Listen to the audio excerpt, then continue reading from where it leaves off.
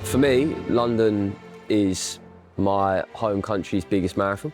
It's probably the biggest marathon in the world. If not, it's definitely in Champions League spots. I did it before, straight after I got back from Africa. So I'm really grateful to have an amount of time now to really focus on London Marathon. Like you said, I do travel around a lot. The lifestyle gets a bit hectic, and that can often get in the way of like getting the absolute best out of myself performance-wise when it comes to running. So I've got about 7 weeks left now. I'll be in the country the whole time, and I'm absolutely having it. So I'm feeling positive. It is 53 days until London Marathon. Feeling confident? I'm feeling confident. I am a bit nervous though, bruv. I'm a little bit nervous. It's one of them things in training where like you never completely know where you're at. You've got a good gauge, but it all comes down to the day. I think that's probably what makes it a little bit more nerve-wracking for me than normal, is that every other running thing I've done has lasted for ages, so there's no real nerves, because it's hard to get nervous for a 350-day project, because you're like, bro, I've got to turn up on day one and do the same thing for a year. But when it's like a 2.5-hour window, give me your best go, it's like, ooh, trained for like 6 months for this, and I could just be having an off day and it all goes Pete Tong. But that's the game, you know?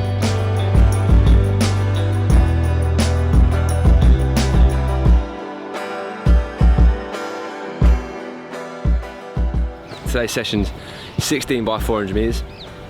Gonna start off about 3:15 per kilometer pace, and then we'll see how far we can get that down. Maybe closer towards 3-minute Ks, which is rapid for me, boys and girls. I won't lie. I'm like a diesel engine, mate. So anything that starts with a 3-minute kilometer in it gets me going. So yeah, we're gonna have it.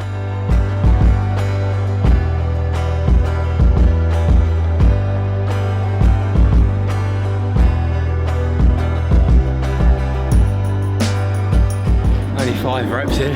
How many you got? 11 more to go.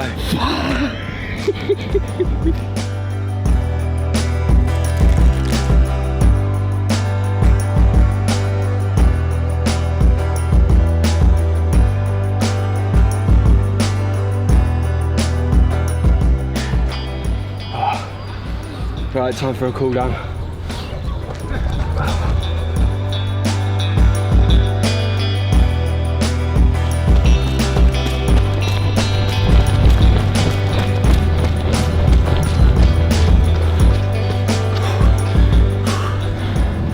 How are we feeling? Yeah, good session, bruv. Good session. The motive is to run my fastest marathon at the London Marathon, which is tomorrow, and I'm feeling ready.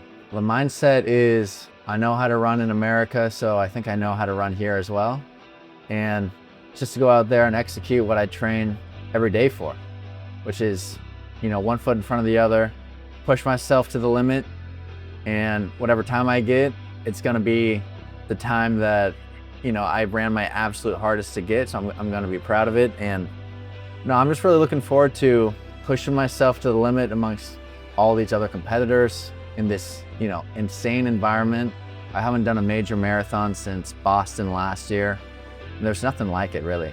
And then so I've heard that the London crowd is insane, and I'm looking forward to seeing it for myself. I run on average like 14 miles a day, so you know your body pretty well when you run that often.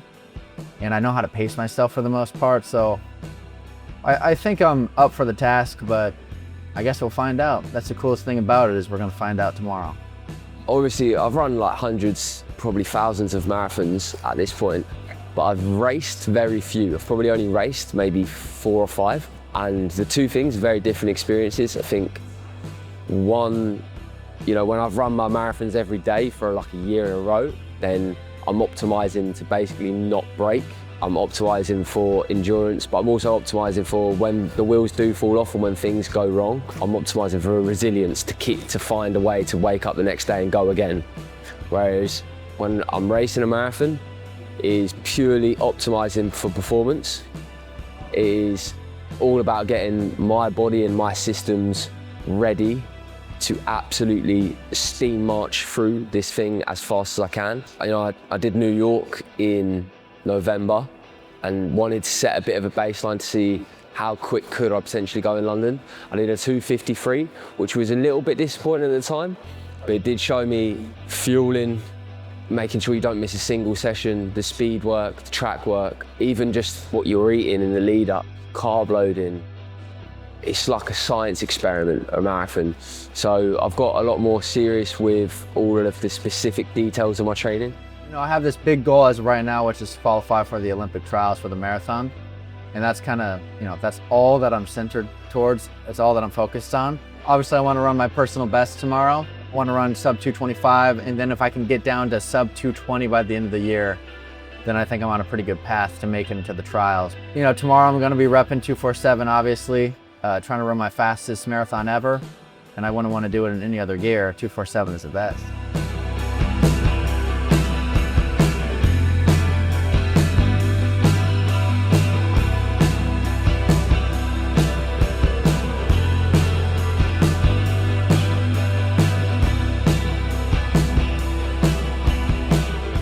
So I'm going for a 2:35.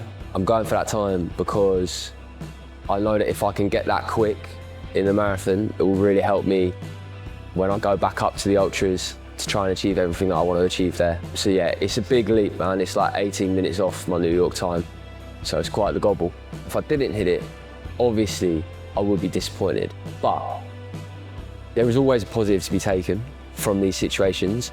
And mostly I am focusing on the inputs.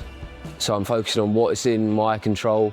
Am I training properly? Am I eating properly? Am I making the lifestyle adjustments needed to go and run a 2:35? I'm going to try and do everything I can to the best of my ability. And if I can look at myself on race day and say I did the best I could and I don't get the 2:35, then you know what? Sometimes that's just life, innit? And I will come back and I will get the 2:35 and then I'll get the 2:30, and it is just a matter of time. I will get there. Whether we get there first time around, who knows? It does get challenging at times, but I'm really enjoying the process. I can feel myself getting faster, and hopefully on race day, everything that I've given to the training block will feel worth it. We've got a series of things happening this weekend, starting with tonight. There's a ton of like-minded people in this room, a lot of people running. On Sunday, everybody's immersed in running culture. Everybody is a friend of either ourselves, Whoop, or both. So it's a really special evening just to get people together, honestly, guys. I think if you look at what we do and what we'll do, I think there's such synergy with regards to what we stand for, from the lens of performance to being about people first and foremost, to discipline and commitment to what you're about. So again, thank you to the guys at Whoop. We now have a panel talk at the store tomorrow.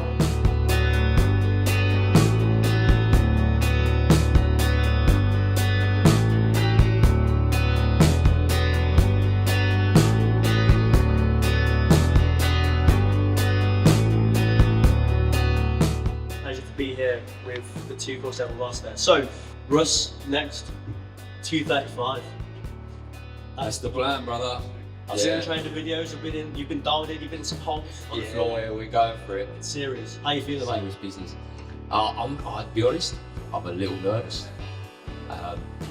235 is definitely going to be a stretch goal for me, but I'm going to give it a good wallop. We'll see what we can do.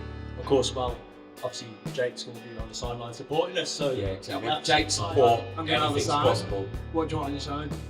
It's working, please, bro. Yes. That will really motivate me. Me twerking or someone else? Yeah, not you. Just being We'll give that one a go. You. Cheers, bro. So, Truett, What's up? this weekend, 2:30 is the goal? Sub 225. So 2:25. Shoot. It's on record now. How are you feeling? I'm feeling good. And of course, you'll be wearing a pair of jeans. Yeah, no. Tomorrow, I'm rocking half that. Oh, okay. Keep on the sketch it. I like it. Can we ever see you in a pair of represent jeans and start one?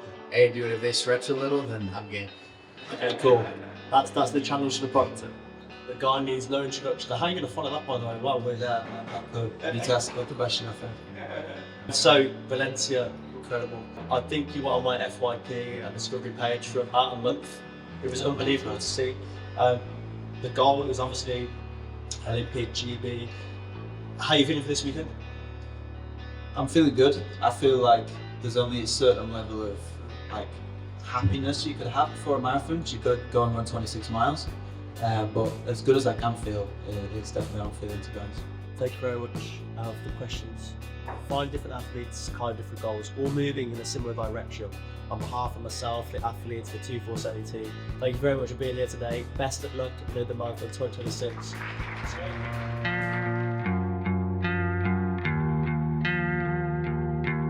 We're going to keep it nice and short.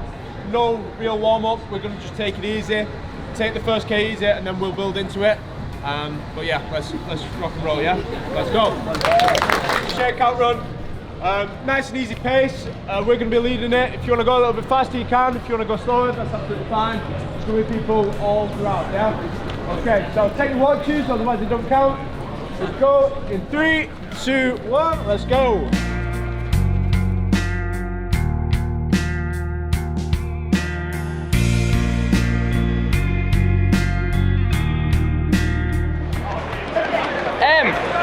How you doing? Hello! This is crazy! This is so cool but so crazy.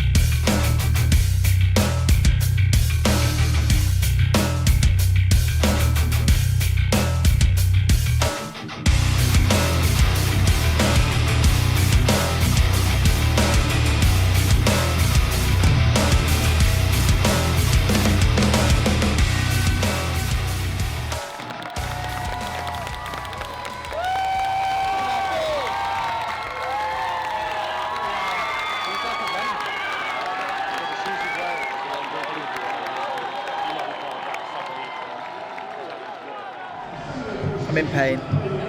I'm in a lot of pain. The time is not what I wanted, but the way I ran that time, I understand why I ran that time, if that makes sense. I went through halfway in 64.04, which is 2:08 pace, and then I finished in 2:11.30. So slowed down quite a lot over the last 10k. But there was points where, well, there was a lot of points over that last 10k where I didn't think I was going to finish, didn't want to finish. I wanted to jog it in, and every bit I just decided to keep on going, and then somehow got to the line, and hopefully you'll be able to find some pictures from the finish line. I literally took 2 steps thinking my legs were fine, I just hit the floor. So, and then I just spent half an hour in the medical tent because I had to have some scans on my heart. Yeah. And then I thought I was going to go to hospital, but luckily I'm not dying that much, so they let me go. Yeah, tough one, but it was, if I could ask for obviously I would have liked to have ran the time I wanted to set out to run, but if I could ask for it to go any other way other than that, it would have been the perfect scenario, because it taught me everything I need to know about the marathon, which is it's a very painful last 10k. It was a lot of pain. I don't want to do one for a while, to be honest. You were looking good around Big Ben though. We've got videos great. of you looking good. I felt, was that how? Well, actually, that wasn't 3k to go, 2k to go. At the very end, yeah. Well, I'm glad I looked good, because at that point I was 20 seconds per kilometre slower than race, like I was doing for the first 30k. Like I was running like 302s per k. I'll show you my graph actually. Look at this. That is my pace graph. So that massive steep increase at the end is, yeah, that's average pace. So, yeah, died, but 20th in the race. On the debut, top 20 in a marathon major. Can be very happy with it, and now I can get a tan. In a race where 2 people ran sub 2 hours for the first time in history. So, I need to get whatever shoes are on their feet. Hopefully that'll help me run a bit quicker as well. So the pace was meant to be 2:08:30, and well, yesterday I was going to do 2:09:30, which now, obviously, I wish I did that pace. You never know what would have happened. I might still have had the same destruction, but yeah, we were constantly telling the pacers to try and wean it back, which, even though they're the pacers and we need them to go at the right pace, they're only human. So we didn't have to run with them. So we probably all should have taken a step back, you know, and let them get ahead of us. So hopefully that they slowed down more, because we were just running too fast early on, and that just led to. It's funny actually, and especially with the theme of me being a 247 athlete, where most people are also much bigger in the gym. I think the main weakness was my gym in this scenario. My weakness, like my legs just blew up, and that was the main thing what cost it. And so for the next block, I'm definitely going to be starting to look more at more gym stuff, really. Whereabouts do you reckon on the course you were feeling at your best? I actually had a really good point at like 25k, because even though I felt great in the first half, you know you should feel great, so you almost don't think about it. It's like, obviously I feel good. But then I kind of had a bad patch around 21k, but then 25k I felt unbelievable again. So at that point I was like, this is going to be a great day. And then 30k rolled around and I was in a world of, yeah, I don't know how I finished, because I really, really wanted to drop out. And I'm very happy that I did, because even though, again, it's not the time I wanted, I think dropping out really wasn't an option. So if I did do that, I'd be really disappointed in myself.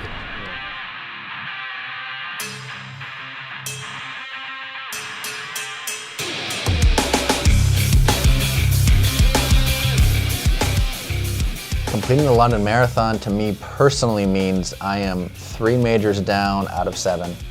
I have a goal of finishing all major marathons. So anytime you can do that, there's only 7 in the world. I have 3 done now. 3rd, last one, very special to me. And it's the fastest marathon. It's the fastest major marathon time I've ever achieved. Whittling down my time from 2:38 at Boston last year now to 2:32. That's an achievement. That's something I can build on. So yeah, feel good. I'd say I felt the strongest right at like the 20-mile mark. People were starting to fade, and in the last 10K, I feel like I was able to catch quite a few people and finish strongly. So anytime you can do that during a race, you gotta be grateful. Even though I didn't run the time that I wanted, being able to run so consistent throughout the entire marathon, I think that's a great sign. I was never struggling terribly. I was never flying, like felt so great, but I was able to just hold consistent. 5:49 per mile is what it came out to. And I've never run a marathon, even though I've run marathons faster than this one, I've never ran a marathon for like 26 straight miles of sub 6-minute mile pace. And I did that today. So I think anytime you can do it first, it's always something to reflect and be proud on. The part where I felt most challenged today during the race was, as soon as you start, you have 26 miles, you have no idea how it's gonna transpire. You hope for the best, prepare for the worst.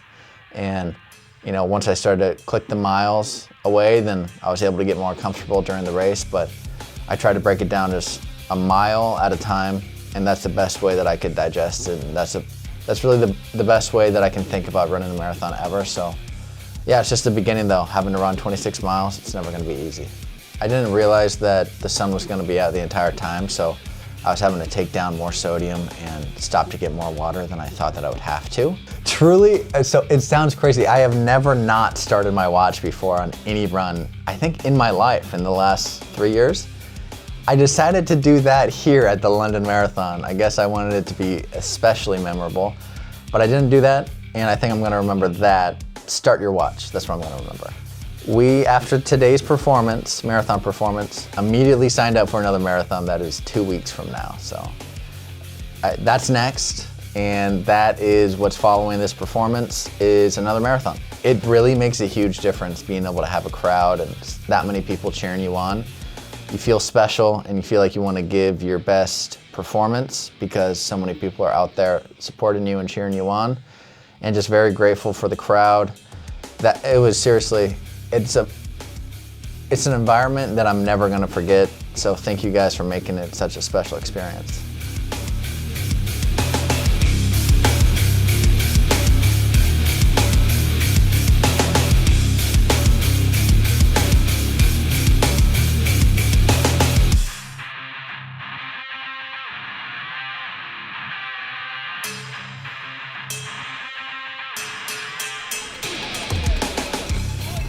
How you doing, mate? You good?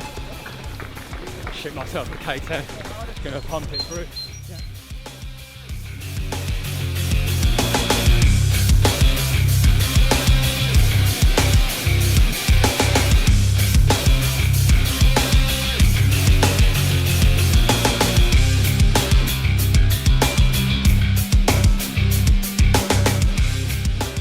Talk to me, geez. Right, the debrief on that then. What's the results? Okay, scores on the door, there's no hiding from it. I just got my official text through, 2:46:59. So, the elephant in the room is that he's a whole 12 minutes shy of what I was aiming for, which is an awful long time. Obviously, I knew that I wasn't getting that time from probably, say like 3K in, so I've had a lot of time to think about it.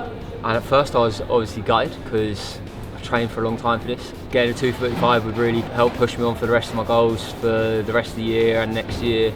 And this is like quite a huge setback, so obviously it's gutting. Yeah, just wasn't at it. 3K in, my heart rate was at 173, 174. And then about 5K in, I had the feeling where I was like, oh, I'm about to shit myself. Then I thought maybe it'll go away, tried to hold it off. Then got to about 8, 9, started coming out. Went to the toilet at 10 to try and sort myself out because it was like I was like, it's too early to even just soldier through to like pull the Radcliffe this. I'm gonna have to actually sort myself out a bit. So I went to the toilet, sort myself out, lost a few minutes in there. By that time, the goal is well and truly like just not there. So then I'm like, oh, what are we gonna do now? Sort of. My head was I was losing my head a bit because I was like, oh mate, I've trained for this whole time and like I'm not even an hour in and it's just not I'm nowhere near it. I decided I'd try and give it my best go anyway, but truthfully I haven't even got an excuse. I was just, for whatever reason, I was miles off it. Like I've done training runs so much better than that as well, so I don't even, maybe it was too long a taper, I don't know, like, but whatever the reason is, it's my own fault, so I'll just take responsibility for it. And still, I think, so that's all the negative stuff out of the way. That's just the truth, like that's just the reality of how I'm feeling a bit. Did you enjoy it? I wasn't enjoying it for like the first half. I was just pissed off, mate. I was pissed off and I was disappointed in myself that I was nowhere near where I was aiming for. And then the second half, I settled into a pace that like felt more realistic and actually just tried to be a bit more grateful for the opportunity to run London Marathon. Like it's an amazing experience. There was actually an insane amount of support the whole way around. People were shouting my name the whole way through. Other runners on the course, they were all going through it, they were all pushing me on. And yeah, it's a privilege to get to do it. So, and I still got 6 and a bit minutes off my time from New York. So there's positives. There's positives to take, even though, like, I can't lie, the overall feeling is disappointing.